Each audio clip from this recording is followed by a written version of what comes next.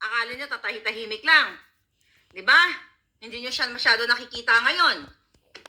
Walang pronouncement, walang announcement galing kay Kuting kung nasaan na si Paul Soriano, ang Nawala. Presidential Advisor on Creative Communications. Mhm. 'Di ba?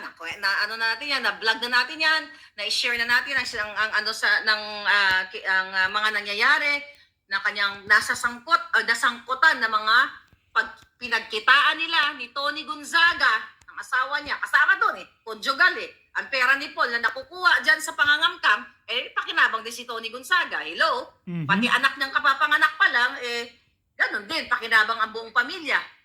Ganon din naman si Kuting. Buong pamilya nila nakikinabang sa pera ng Pilipino. So, ang chika boom boom, mga kababayan, right? So, dahil hindi matanggal-tanggal, dahil hindi nakikiusap si Lisa ang masusunod. Kaya hindi pa matanggal-tanggal ni Kuting, ayon sa ating puting ahas, si Paul Soriano na isang Amerikano, natural born citizen, dito sa California. Number pa, ulit-ulit kong sasabihin, labag sa batas ang mag-appoint ng isang American citizen na hindi ni-renounce ang citizenship. Yes, correct yan. Tama Right? talaga yan. Labag sa Ang dami batas. natin mo, tahimik pa rin. So dahil ayaw ni Lisa Smugs ipatanggal si Paul, dahil pamangkin niya Diba? Pamangkin niya yan. Inaanak pa nila kahit na pinipetisyon na yan ng mga kapolboron ni Kuting. Ang ginawa ay binibigyan ng laya ni Lisa Smugs na kumita si Paul sa PhilHealth. PhilHealth. Sino may hawak ng PhilHealth now? Diba? Sa office ng presidente. Sino ang humahawak ng PhilHealth? Si Lisa Paul. Smugs. See? Saan pa? Sa PAGCOR. Sino ang hawak sa PAGCOR? Si Lisa Smugs. Wow. Lahat na lang. Kasabwat niya si Altenco na kumuha ng bribe, di ba? Nakipag-bribean dyan sa Okada, Manila. So nilagay niya si Paul dyan para, hindi niya nilagay. I mean, unofficial of course, kumakamkam sa mga creative chuchu project. Okay, kasi ayaw niyang i-let go. And also, sa PCSO, nandyan din si Paul, ayon sa ating puting ahas, na kumakamkam. Sino ang may hawak ng PCSO? Si Lisa. Sino ang may hawak ng lahat ng ahensya? Si Lisa. Oh, Yan really? ang ulo ng ahas na dapat matunaw na. Kailangan nyo magsalita. Huwag nyo nang patagalin pang ubusin ang pera ng kaba ng bayan.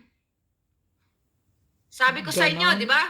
Abangan ninyo ang last quarter of 2023 at magbubugbugan ng mga yan. True enough. Tiyan mo, nagbubugbugan sila, di ba?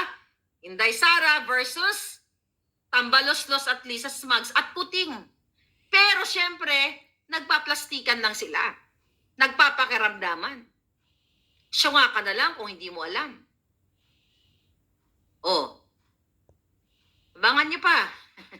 Abangan nyo at di magtatagal yung mga yan. Alright? Okay. Wow. Lahat na lang ng ahensya hawak ni Lisa Smugs. Ang balita nung nakaraang araw na ang PhilHealth ay nakidnap for ransom daw ngayon. Siguro itong problema dahil siguro ngayon kay si Lisa Smugs na pala daw ang humahawak ng PhilHealth. Nako, anong kabalbalan na naman to? Ngayon, mga kababayan, mga PhilHealth contributor, yung mga members, alamin nyo na si Lisa Smugs daw ang humahawak na ngayon ng PhilHealth. Nilipat na sa palasyo daw yun